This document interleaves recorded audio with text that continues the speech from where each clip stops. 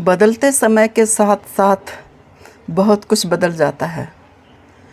समय किसी के लिए रुकता नहीं, अपनी अबाध गति से बढ़ता ही चला जाता है।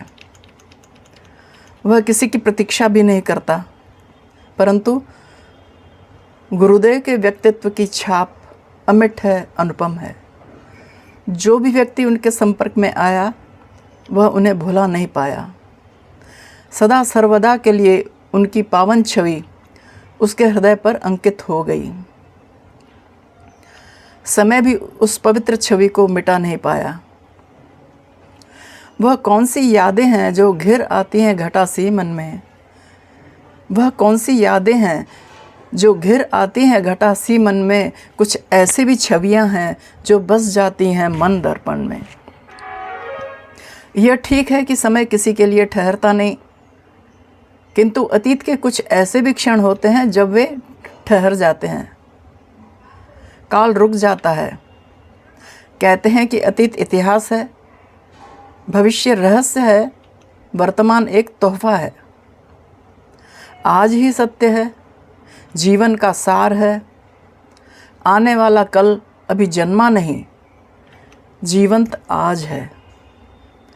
वे क्षण इतिहास भले ही कहलाएं, अतीत भले ही कहलाएं, लेकिन मेरा वह अतीत ही मेरा आज का वर्तमान है, जिसके साथ मैं कल्पना लोक में जी लेती हूँ। इसी अतीत ने आज गुरुदेव को फिर से मेरे समक्ष लाकर खड़ा कर दिया है। समय अपनी गति को रोककर ठहर गया है। मैं खो गई हूँ उन समय में। उस समय में लगभग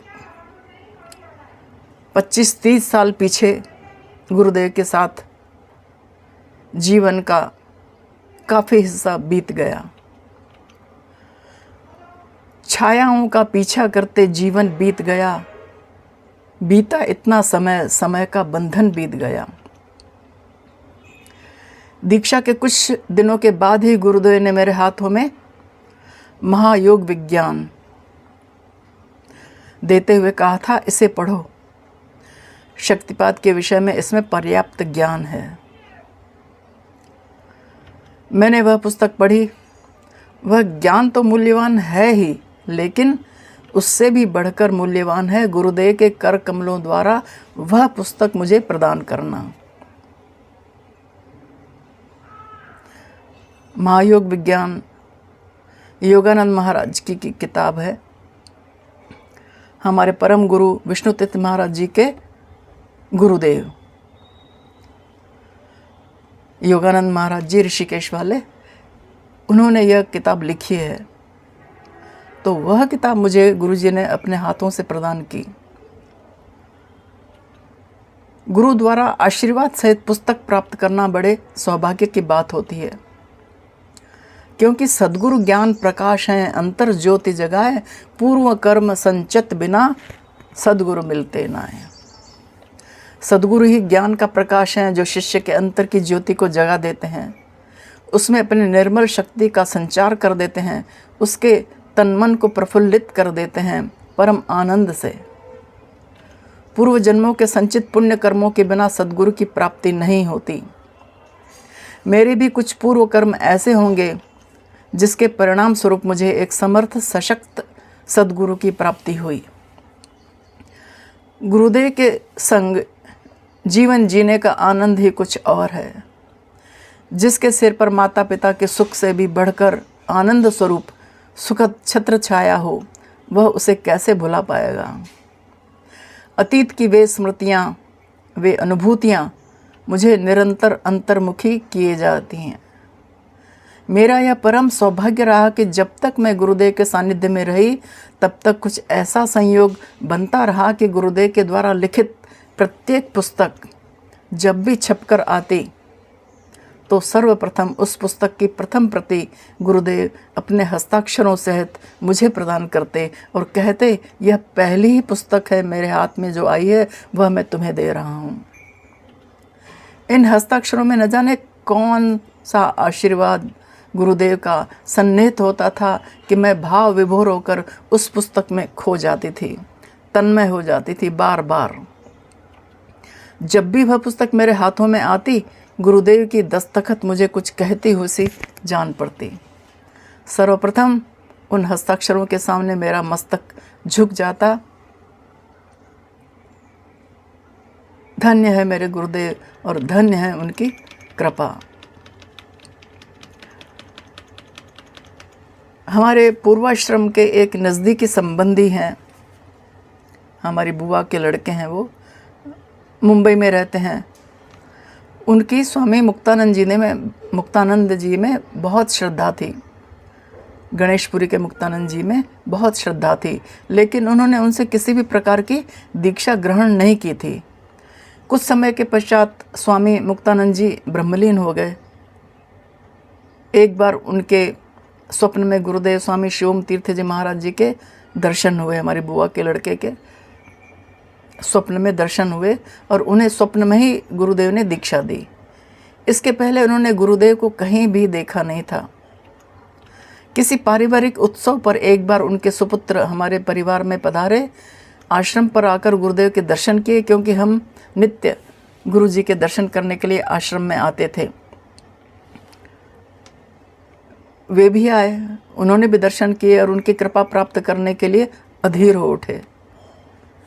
गुरुदेव से दीक्षा की प्रार्थना की उन्होंने, तो उन्होंने स्वीकार भी कर लिया और उन्होंने दीक्षा प्रदान भी कर दी। मुंबई घर लौटते समय गुरुदेव का एक बड़ा सा चित्र भी साथ में लेकर गए।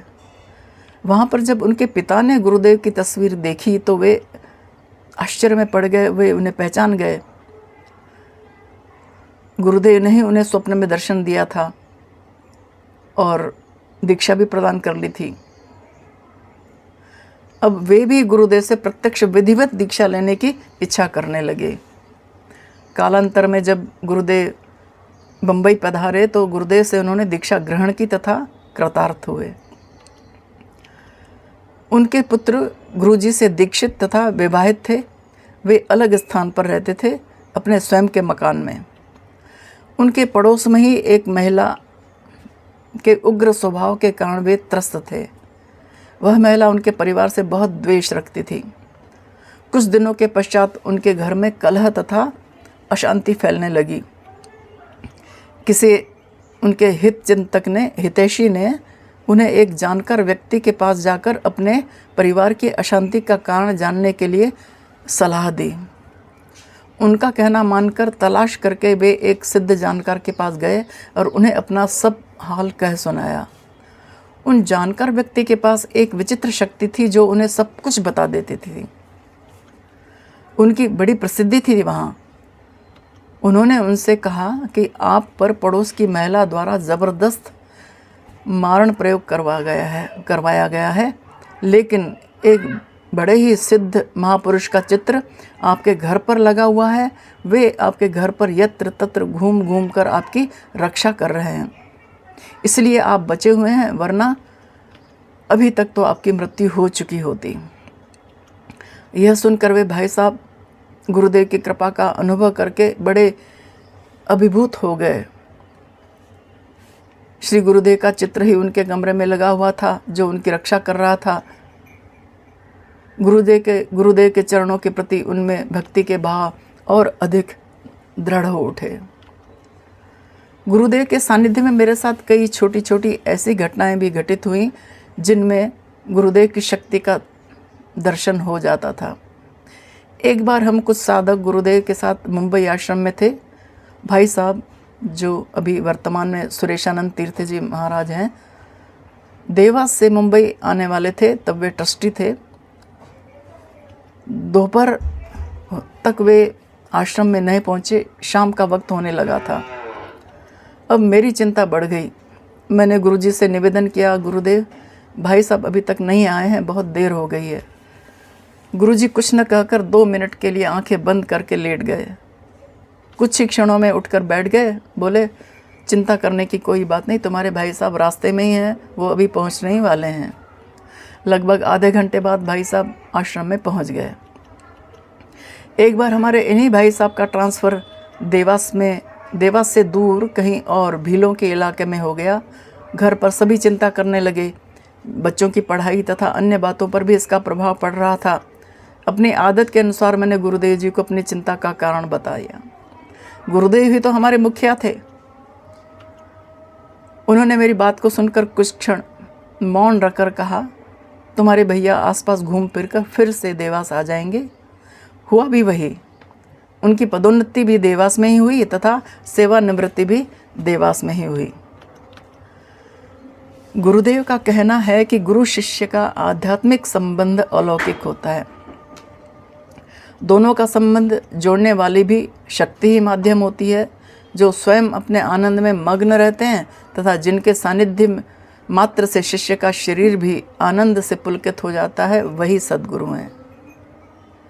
गुरु शिष्य का जो संबंध होता है उसका सूत्र एकमात्र शिष्य की गुरु के प्रति श्रद्धा ही है। गुरुदेव करुणा के सागर हैं।